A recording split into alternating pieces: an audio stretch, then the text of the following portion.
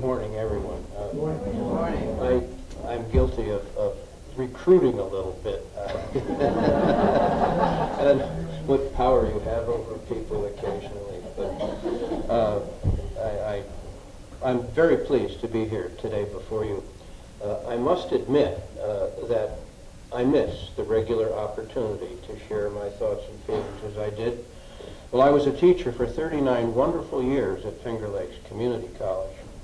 When Judy Cato asked me to deliver a message to you folks, of course I said yes.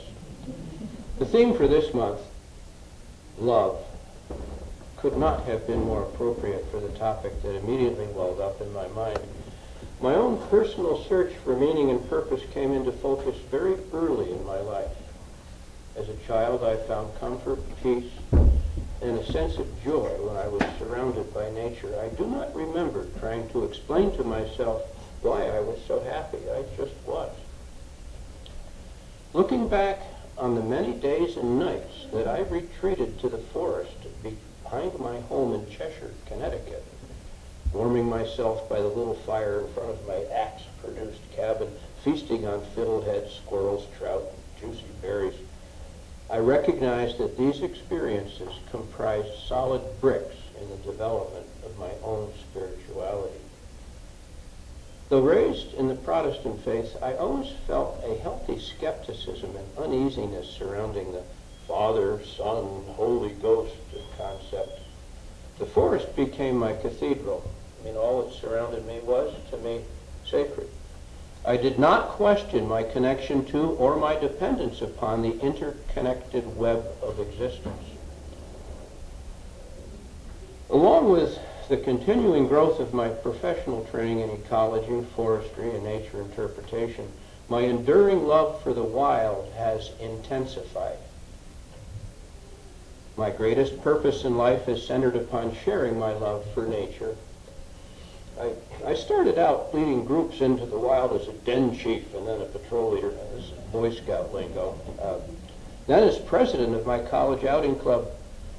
For 4 summers as a camp counselor during my college years, I led groups of boys on canoeing, hiking, and climbing expeditions into the Maine woods.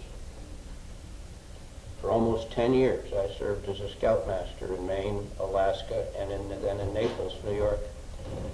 During my 39 years as a professor of conservation, I led hundreds of groups on weekend expeditions to wild places, and 43 groups for 2 to 5 week expeditions to the Florida Everglades, Belize, Costa Rica, and Alaska. I am firmly convinced that connecting people to the wild engenders a love for nature and translates into active preservation of the environment. We will protect what we love.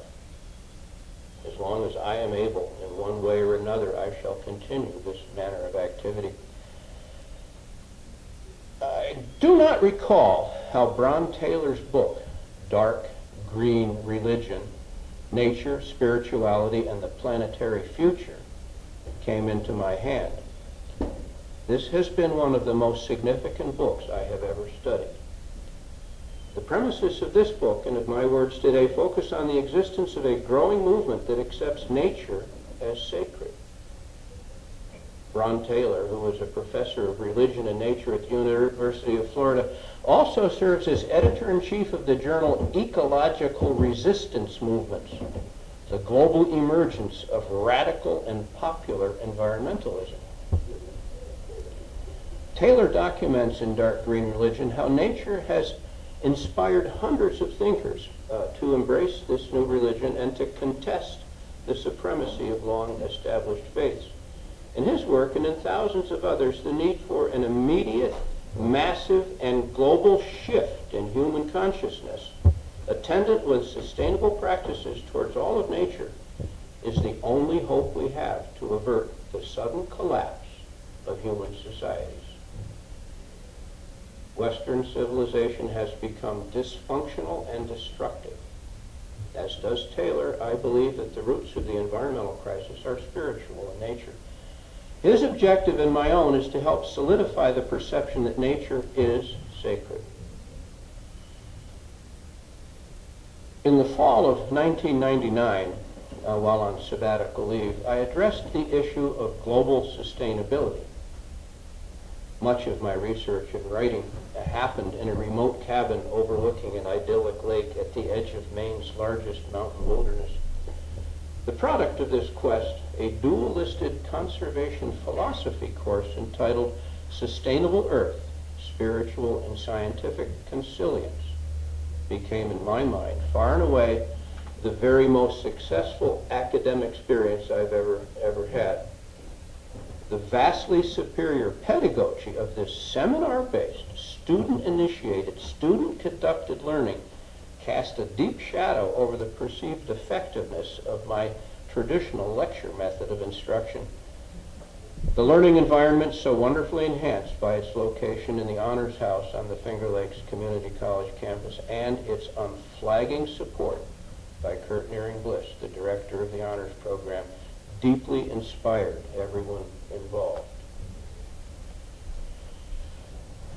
On the eve of Halloween in 2011, in a small village in Tasmania, the 7 billionth member of the human race drew her first breath.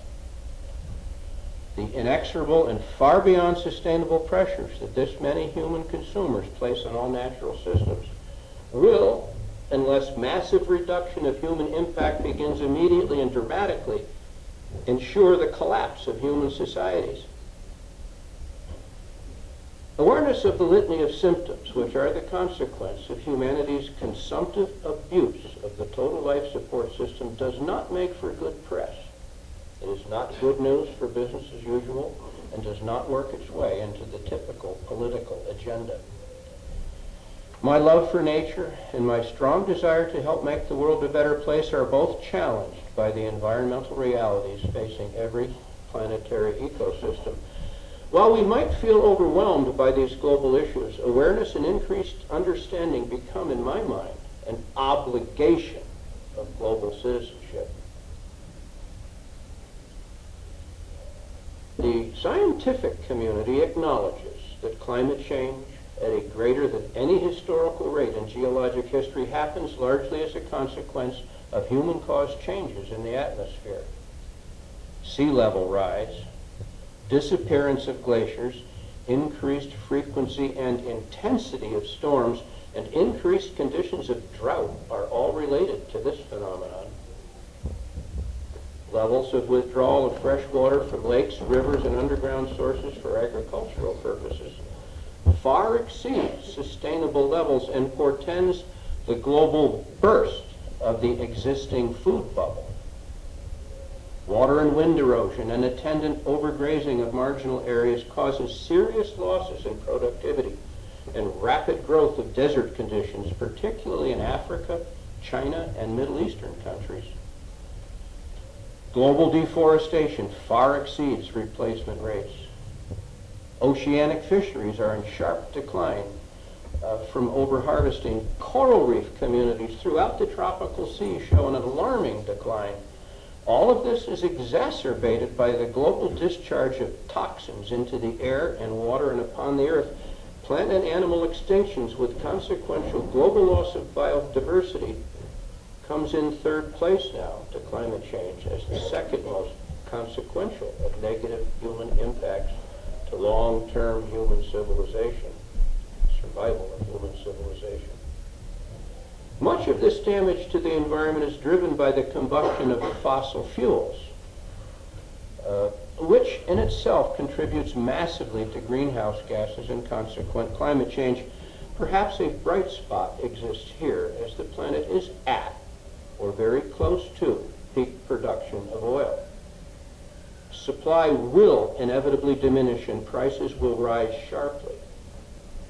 One sobering fact is the reality that at its current rate of growth, China will, in a few decades, demand all of the crude oil the entire world can produce.